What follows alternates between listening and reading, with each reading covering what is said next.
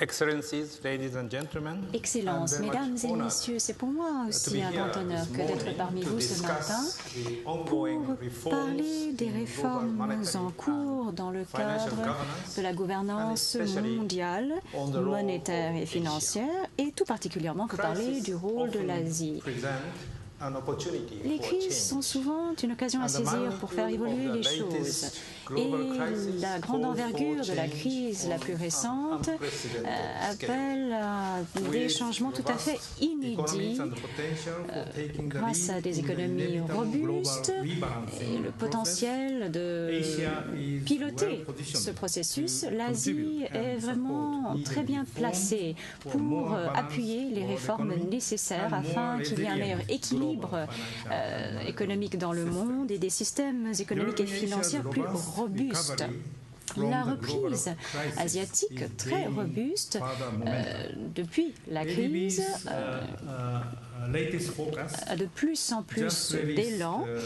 Les prévisions toutes récentes, il y a 2 semaines, de la Banque asiatique de développement témoignent de la croissance vigoureuse, 8,2% cette année contre 5% l'année passée.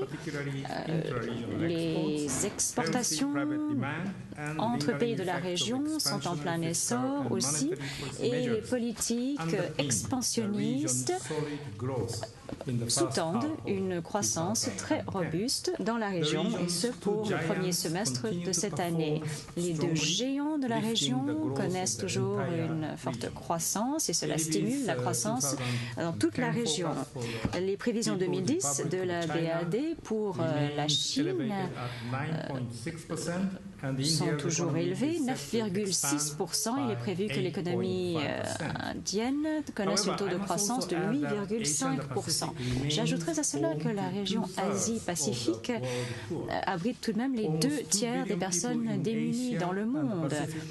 Donc ces 2 tiers vivent sans accès à des moyens sanitaires.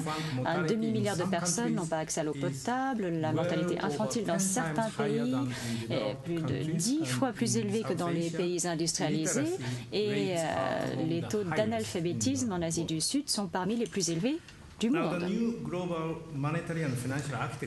La nouvelle architecture mondiale monétaire et financière doit s'attaquer à 3 problèmes connexes.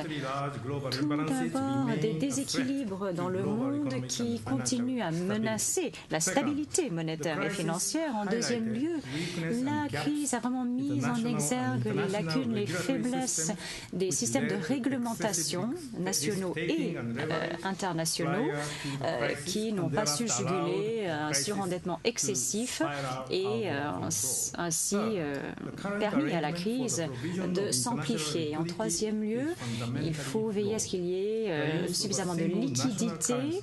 L'utilisation d'une monnaie unique, le dollar américain en tant que monnaie de réserve, a exacerbé les tensions entre politique nationale et internationale.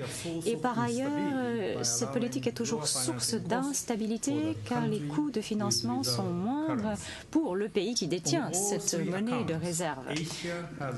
Donc, dans ces 3 domaines, pour relever ces 3 défis, l'Asie a un rôle à jouer. Pour rééquilibrer les choses, il faut à tout prix diminuer la demande là où les pays ont un déficit et augmenter la demande là où il y a un excédent.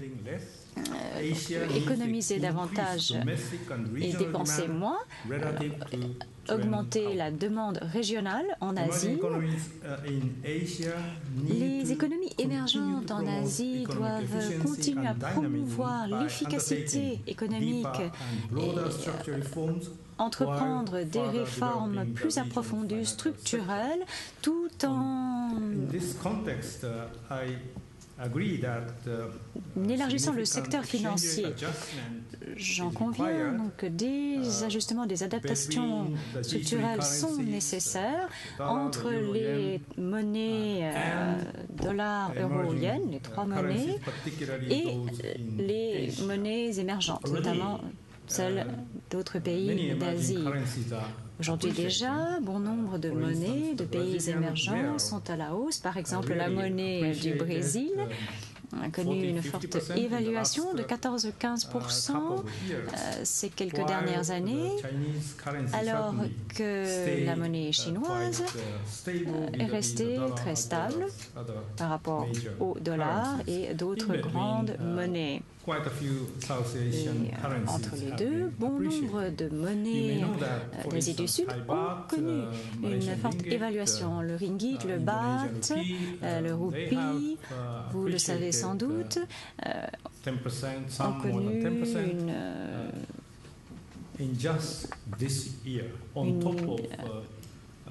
hausse de quelques 10% depuis l'année passée. La question dès lors n'est pas de savoir si ces monnaies devraient s'apprécier ou non, mais si les disparités entre ces monnaies émergentes doit faire l'objet d'ajustements, d'adaptations. Et je pense qu'à cet égard, le G20, qui n'inclut pas seulement les pays industrialisés du G7, mais aussi de nombreuses économies émergentes qui ont une grande importance du point de vue systémique, et je crois que le G20, dans ce domaine, peut jouer un rôle clé pour ce qui est de résoudre ces problèmes, relever ce défi de taille dans les mois à venir. En deuxième lieu, les réformes réglementaires mondiales doivent encore être renforcées et complétées par des réformes régionales et nationales, même si la finance a de plus en plus un caractère transfrontalier. Les autorités nationales ont tout de même un rôle important à jouer, et sans structure qui assure une mise en œuvre efficace, la réforme n'atteindra pas son objectif, qui est de créer un système financier robuste qui peut résister aux chocs et atténuer les effets sur l'économie réelle d'une crise. Compte tenu de sa force comparative, l'Asie devrait montrer la voie en adoptant des critères plus stricts, renforçant la gouvernance, rehaussant la transparence et adoptant des normes comptables conformes aux normes internationales. L'Asie devrait également assurer une coordination des efforts de réglementation afin de restaurer la confiance des consommateurs dans le système financier régional et ainsi garantir la stabilité. En troisième lieu, l'évaporation des liquidités internationales en pleine crise. Enfin, la crise en elle-même, suite au choc Lehman, nous a rappelé la grande fragilité du système actuel monétaire et financier. Alors que l'économie est en pleine reprise et se diversifie, les économies émergentes jouant un rôle clé, mais le système doit encore s'adapter à ces changements structurels. Les réserves internationales sont fortement concentrées dans quelques pays seulement. Les 5 pays qui détiennent le plus de réserves détiennent en fait à peu près la moitié de toutes les réserves du monde. Et cette forte concentration de réserves s'exprime en dollars. Les dollars représentent en fait plus de 2/3 des réserves mondiales.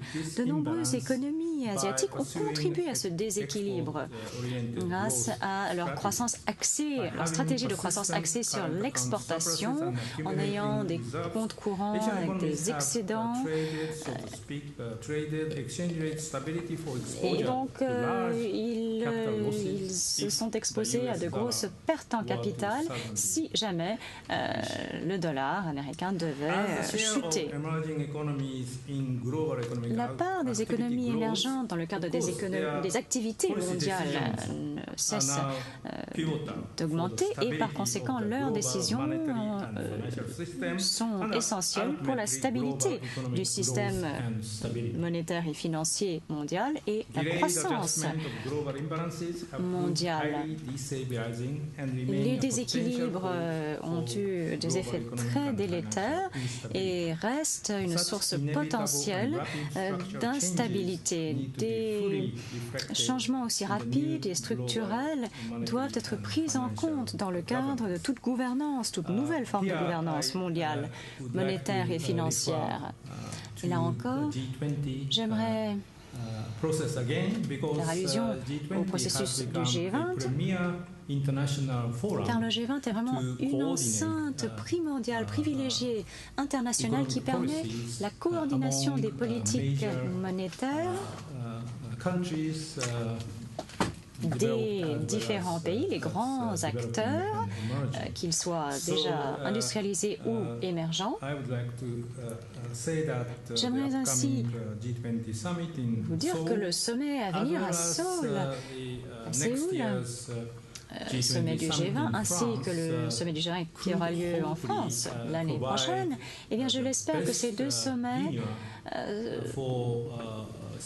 seront l'enceinte où les pays qui jouent un rôle essentiel du point de vue systémique pourront affiner des solutions opportunes pour venir à bout de ces déséquilibres mondiaux, la nécessité de réaligner les monnaies, de s'attaquer à la réglementation financière mondiale et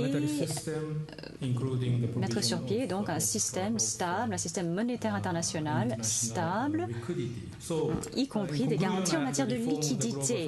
Pour conclure, donc, la réforme de l'architecture financière est manifestement dans l'intérêt même de l'Asie et cela correspond aux intérêts du monde. L'Asie doit donc jouer un rôle actif dans la conception de cette nouvelle architecture pour relever les défis de la finance à l'heure actuelle et minimiser les menaces que représentent les fluctuations et les changements très rapides.